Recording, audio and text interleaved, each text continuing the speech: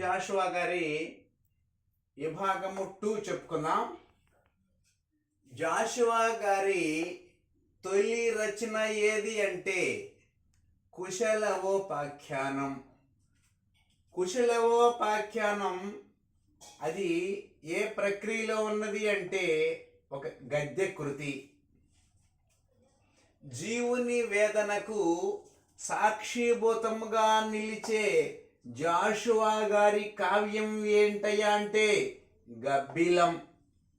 జీవుని వేదనకు సాక్షిభూతంగా నిలుస్తుంది జాషువా గారి గబ్బిలం అనే ఖండకావ్యం. గబ్బిలం అనే ఖండకావ్యం ఏ సందేశ కావ్యంగా పరిగణిస్తున్నారు అంటే ఒక దళిత సందేశ ఖండ కావ్యంగా దీన్ని పరిగణిస్తున్నారు. గబ్బిలం అనేటువంటిది ఏ ప్రక్రియకి చెందినది అని అంటే ఖండ కావ్యానికి చెందినది. అరుంధతి సుతుడు నాయకుడుగా గల ఖండ కావ్యం ఏదయ్యా అంటే గబ్బిలం.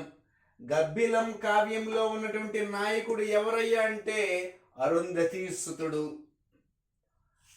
గబ్బిలం మొట్టమొదట ప్రచురించబడిన సంవత్సరం ఏదయ్యా అంటే 1941.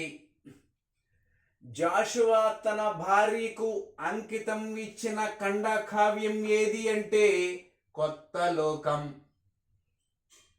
రాజు కవి అనేటువంటి పాఠం ఏ ఖండ కావ్యం నుండి తీసుకోబడింది అంటే కొత్త లోకం. కొత్త లోకం. ఆ యభాగ్గిని రక్తంబు నాహరించి ఇనుప గజ్జల తల్లి జీవనము సేయ కసరి బొసకొట్టునాతని గాలి సోక 4 పడగల హైందవ నాగరాజు అనేటువంటి ఈ వాక్యం అని హైందవ వర్ణ వ్యవస్థను ఏ రచనలో నిరసించాడు లేదా ఏ రచనలో హిందూ మత వర్ణ వ్యవస్థను చతుర్వేద వర్ణ వ్యవస్థను ఖండిస్తాడు, నిరసిస్తాడు అంటే గబ్బిలం అనేటువంటి రచనలు. ఆయభాగ్ని రక్తంబునాహరించి ఇనుప గజ్జల తల్లి జీవనము సేయ కసరి బొసకొట్టునాతని గాలి సోక 4 పడగల హైందవ నాగరాజు అని ఎందులో చెప్పబడిందంటే గబ్బిలంలో. ఏ సందర్భంలో చెప్పబడింది అంటే హైందవ వర్ణ వ్యవస్థను నిరసించి ఖండించేటువంటి సందర్భంలో చెప్పబడింది.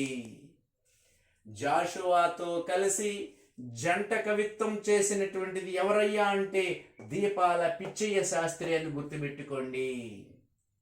దీపాల పిచ్చయ్య శాస్త్రి, విశ్వనాథ సత్యనారాయణ శాస్త్రి ఇద్దరి యొక్క గురువు ఎవరయ్యా అంటే చల్లపిళ్ళ వెంకట శాస్త్రి.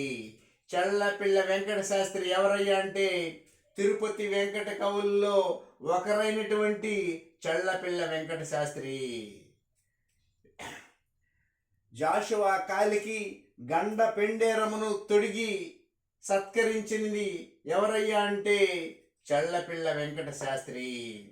జాషువా కాలికి గండ పెండేరాన్ని తొడిగింది ఎవరయ్యా అంటే తనతోటి కవి అయినటువంటి దీపాల పిచ్చయ్య గారి గురువు ప్లస్ విశ్వనాథ సత్యనారాయణ శాస్త్రి గారి గురువు అయిన మరియు తిరుపతి వెంకట కవులలో ఒకరైనటువంటి చల్లపిళ్ళ వెంకట శాస్త్రి గారి స్వయంగా జాషువా గారి కాలికి గండ పెండేరమును తొడిగి ఆనందించి ఈ కవీశ్వరునికి గండ పెండేరమును తొడిగేటువంటి భాగ్యం నాకు కలిగింది అని ఆనందపడినటువంటి వ్యక్తిగా మనకి చల్లపిళ్ళ వెంకట శాస్త్రి గారు కనిపిస్తారు.